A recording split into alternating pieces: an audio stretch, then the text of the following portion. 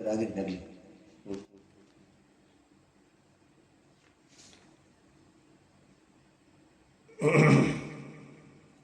बंदगी सदगुरु बंदी छोड़ कबीर साहब को, बंदगी धनी धर्मदास जी को, बंदगी गुरुदेव महाराज योगदास जी को, सब संत महात्माओं को, महान प्रणाम, महान आत्माओं को, प्रेमी सज्जनों को बारंबार नमस्कार। कबीर धर्मदास जी का सम्मेलन के विषय में यह सत्संग अभी जारी है और मेरी आप प्रेमियों से ये विनती है, श्रद्धालुओं से ये विनती है कि सत्संग को पूरा सुने और साहिब सत्य पुरुष कबीर करुणा सागर और धनी धर्मदास जी का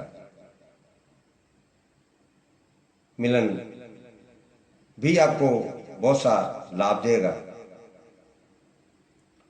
धनी धर्मदास जी पूर्ण श्रद्धा भक्ति भाव से अपना तन मन धन सब कुछ सदगुरु कबीर साहब की सेवा में निशावर कर दिया। चौका आरती सम्मेलन के बाद फिर से प्रतिदिन नए से नया सत्संग जारी रहा। वहां आसपास के संसद क्षेत्र पर सदगुरु कबीर साहब के सत्य उपदेश का भारी प्रभाव पड़ा। वहां समाज के विभिन्न धर्म के ज्ञानी व जानकारों और उच्च पद प्राप्त लोगों की अपार भीड़ जुटने लगी। वहां के अनेकों लोग अनुरागी सिखिए सेवक बनते चले गए। इस समय के बांधुगढ़ के नरेश राजा सदगुरु के कबीर साहब के सत्संग में आने लगे थे और कबीर साहब के सिखिए हो गए। बांधुगढ़ नरेश व धनी धर्मदास जी सदगुरु के श्री मुख से उच्चार शुद्ध उपदेशों को संग्रह करवाते रहे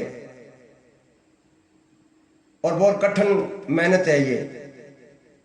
कबीर साहब तो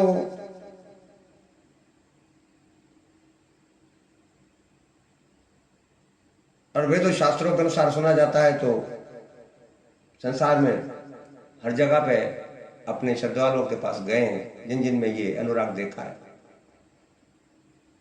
खुद भी जाके मिले हैं, जैसे धनी धर्मदास जी से मिले हैं और बहुत सी भाषाओं में साहिब रहे हैं और साहिब की वाणी से ये उपदेश मिलता रहता है। बहुत सी भाषाओं के अल्फाज मिले हुए हैं लेकिन ज्यादातर हिंदी।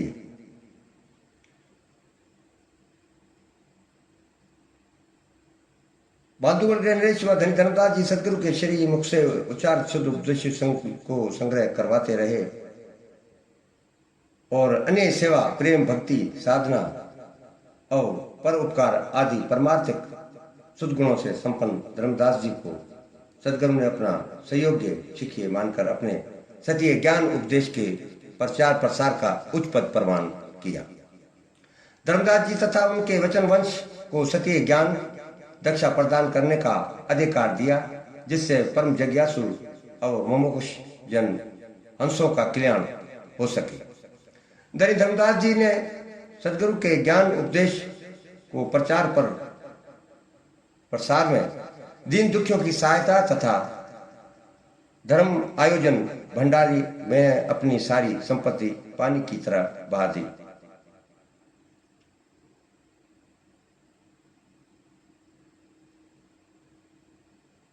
तो साहब ने कहा है कि भाई धूनी पानी सातरों श्रद्धा सीतियां,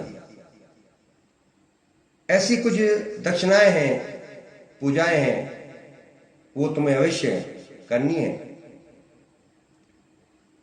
और धर्म के अनुसार भी जिस जाति में जिस धर्म में आपने जन्म लिया है उससे भी आपको निवाह करना है, लेकिन साहिब के गुणों के अनुसार, कबीर साहब के गुणों के अनुसार।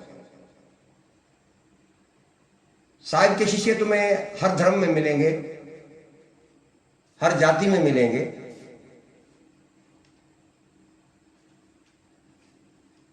जिस चीजों के लिए वो मना करते हैं वो भी सत्संग में आगे आती जाएंगी। वास्तव में धनी धर्मदास जी धन्य हैं, उनको गुरु भक्ति और निष्कामता महान है, उनकी निष्कामता महान है जो किसी बिरले शिष्य में ही हो सकती है। मेरी भाषा भी जो है वो मारवाड़ी है। साहिब की वाणियों की कोशिश करते हैं, ये इतनी मेहनत करते हैं कि उनको मारवाड़ी शब्दों में बयान करें ताकि उनके मारवाड़ी बोलने वालों के शरण मनन हो सके। सदगुरु के साथ रहते हुए धर्मदास जी ने खग संवाद सदगुरु जी से किया करते थे। उनका संग्रह कर अनुराग सागर ग्रंथ का संकल्प किया। अनुराग सागर ग्रंथ सदगुरु की सेवा भक्ति और सत्य परमात्मा के ध्यान साधना का अनुपम ग्रंथ है। इसमें आरंभ से अंत तक सदगुरु तथा सत्य पुरुष की गुण और महिमा का ही सर्वविदित वर्णन किया गया है। दुर्लभ मानकीय जन्म को सार्थक करने के लिए ये मानकीय जन्म बहुत दुर्लभ है। 84 लाख जूनियों में महान में मानकीय जन्म है, क्योंकि इस मानकीय जन्म में ज्ञान प्रदान होता है। और जो ज्ञान है और वो सत्य ज्ञान अगर किसी प्रेमी को मिल जाए तो साहब ने कहा भाई कोई लाखों और करोड़ों में कोई एक जीव जो है वो सत्य तक पहुंच सकता है। यहां हमें समझना चाहिए। लेकिन इस कलयुग में तो मैं अपनी दृष्टि से देखता हूं तो बहुत से चीज करने हैं। साहब ने खुद भी कहा है,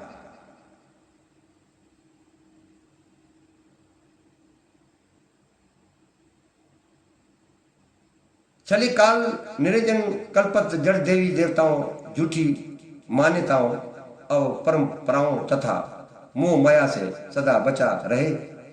कल्याण साधन के लिए सदगुरु के शरणागत होकर सत्य ज्ञान प्राप्त करें और उनके अनुसार बताए गए आचरण का विधि विधु पालन करते हुए सत्य पुरुष परमात्मा से हमें मिलना चाहिए। और उससे मिलने के लिए ये अनुराग एक बहुत महान मार्ग है, सत्य का मार्ग है। आगे अनुराग के विषय में सत्संग करेंगे। और धनी धर्मदास जी इन जीव आत्माओं के लिए क्या क्या प्रश्न करते हैं साहिब से, और कंठन से कंठन प्रश्न करते हैं, और सत्य पुरुष कबीर उनका प्रेम से उत्तर देते हैं और सत्य उत्तर देते हैं। धनी धर्मदास जी को जैसे ही धन के धनी थे वैसे ही साहिब के ज्ञान के धनी भी बने। और इसी विषय में एक भजन है, वो आपके श्रवण मनन कर रहा हूं। और प्रेमी आत्माओं, प्रेमी सज्जनों, मैं दास आपको फिर से ये प्रार्थना करता हूं कि ये सत्संग अपने दोस्तों तक, अपने प्रेमी तक, सज्जनों तक, परिवार तक शेयर करें, ताकि सत्य की मार्ग को हम समझ सकें।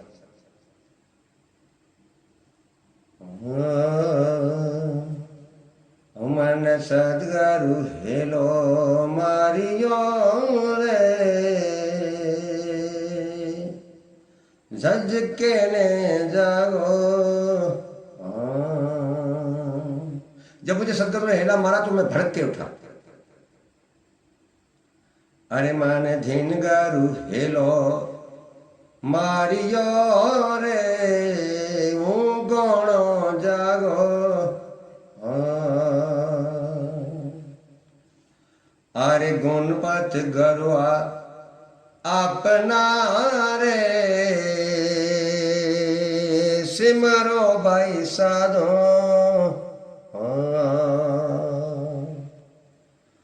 हाँ जी गुणपत गरु अपना रे, सिमरो भाई साधो। मन सदगुरु हेलो मारियो रे, जज के ने जागो।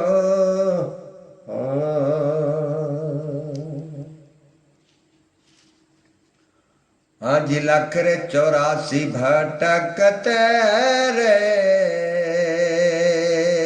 पद हमके पायो।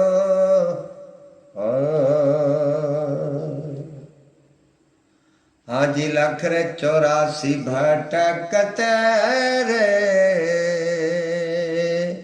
पद हमके पायो। मन सदगुरु हेलो मारियो रे जज के ने जगो।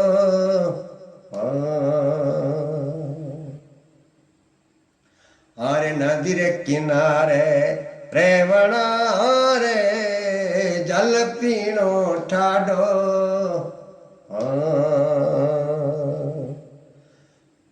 अरे नदी रे किनारे रे रेवणा रे जल पीनो ठाडो। मन सदगुरु हेलो मारियो रे हूँ क्यों जागो।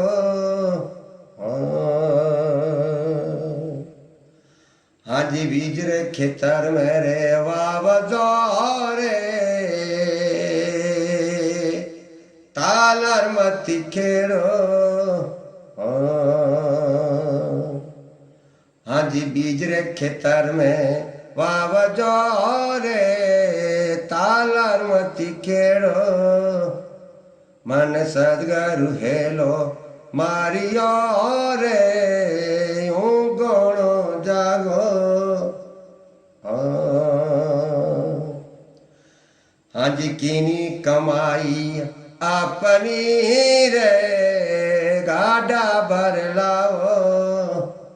अरे कीनी कमाई अपनी रे गाड़ा भर लाओ। मन सदगुरु हेलो मारियो रे गणो जागो।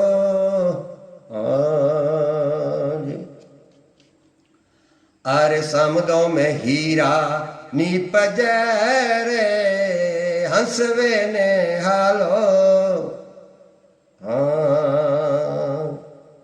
मन सदगुरु हेलो मारियो रे जज के ने जागो। हिरला बन जो हे तेरा रे हंस वो ने खाओ। अरे हीरा बन जो हे तेरा रे हंस वे ने खाओ। मन सदगुरु हेलो मारियो रे मुँह गणो जागो।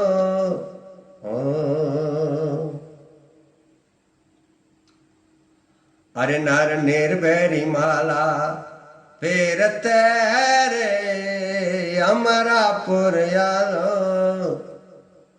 हाँ जी निर्भैरी माला फेरते रे अमरापुर यालो। मन सदगुरु हेलो मारियो रे यूं गणो जागो। हाँ जी धर्मी दास धन हो पियो रे अतवारो आयो।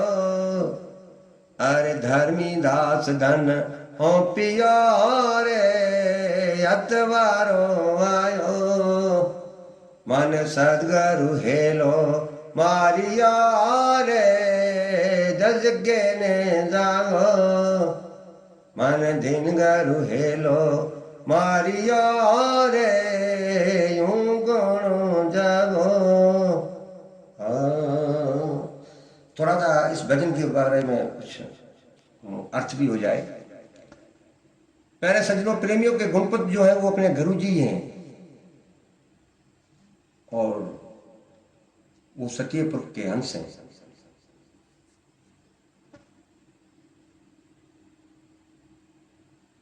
यह मुझे एक साखी याद आती है कि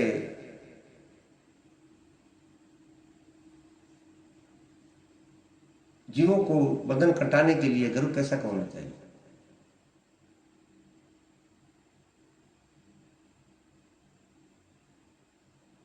तो साहब कहते हैं कि साधु भूखा भाव का, अन्न का भूखा ना है, जो अन्न का भूखा सो साधु ना है।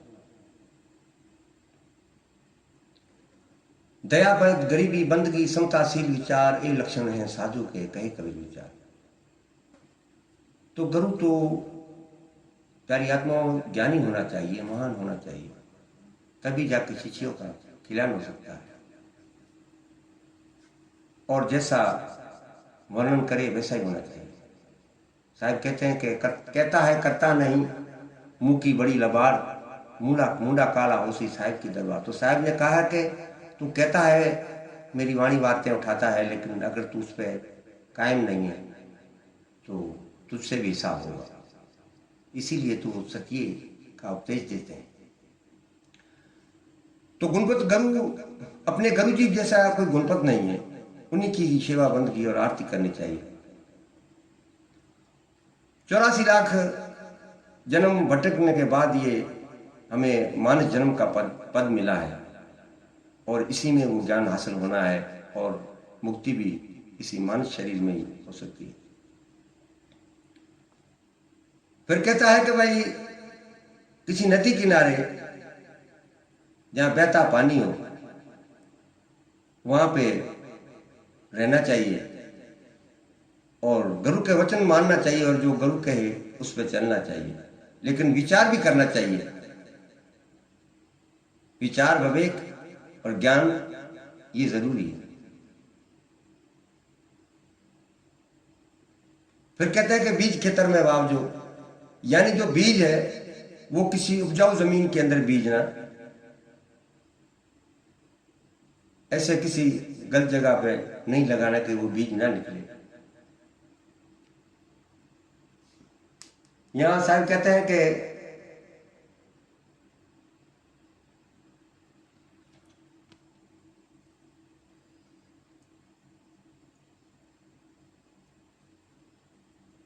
भाई कहते हैं कि मूर्ख को समझाते ज्ञान गांठ की जाए। मूर्ख को समझाते ज्ञान गांठ की जाए, कोयला ना होवे उजला सोमन साबुन लाए। तो यहां ठहरना नहीं चाहिए। आगे फिर साहब कह रहे हैं कि कोयला भी होवे उजला, जलबल होवे खाक। कोयला भी जलने के बाद खाक बन जाता है, सफेद बन जाता है। तो कि मूर्ख हुए ना उजला और कलर हुए नहीं। तो कलर की जो जमीन है वो कभी खेत नहीं बनती है। इसी वजह से साहब ने कहा कि बीज जो है वो कलर की जमीन में नहीं, ऐसी जमीन में बीजना है जहां वो उपजाऊ है। फिर कहते हैं कि समुद्रों में हीरे नीपते हैं, रहते हैं सीपों के अंदर, और हंस होके चुगना। ये शब्द भी ऐसे ही है। ये शब्दों को भी मोती समझना, और हंस होके तुम्हें इनको अपने शरीर में धारण करना है, चुनना है। फिर कहते कि हीरा बन जो हेतरा, भाई देखो इनमें छाटी करनी है तुम्हें।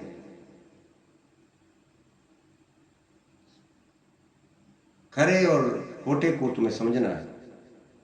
हीरा बन जो हेतरा, हंस होए ने खाओ। उसमें तुम्हें चुनाई करनी पड़ेगी हकीकत को। फिर कहते हैं कि निर्भय की माला फेरते अमरा प्राण, और ऐसे निर्भय की माला फेरते हुए तुम्हें अमरा पर जाना है। बहुत से आए कहते हैं कि भाई माला जो वो साहिब ने खुद भी कहा है, लेकिन ये हकीकत भी है कि टोपी माला सिमरना सदगुरु दिया बख्शीश, बस पल पल गुणों को बंदगी में चरण निमाओ शीश। और ये दिखावे की चीजें भी नहीं है, लेकिन एक संत का भेष जरूर है, और ये संतों को धारना भी चाहिए। जैसा धारना चाहिए ऐसे ही उसकी आत्मा भी ऐसी होनी चाहिए। आज का सत्संग यहीं तक समाप्त करते हैं, और आप प्रेमियों से क्षमा मांगते हैं। कोई भूल चूक या कोई ऐसा शब्द हो तो उसकी क्षमा करना, और हमें भी जानकारी देते रहना। सत्यनाम सतगुरु साहिब को बंद।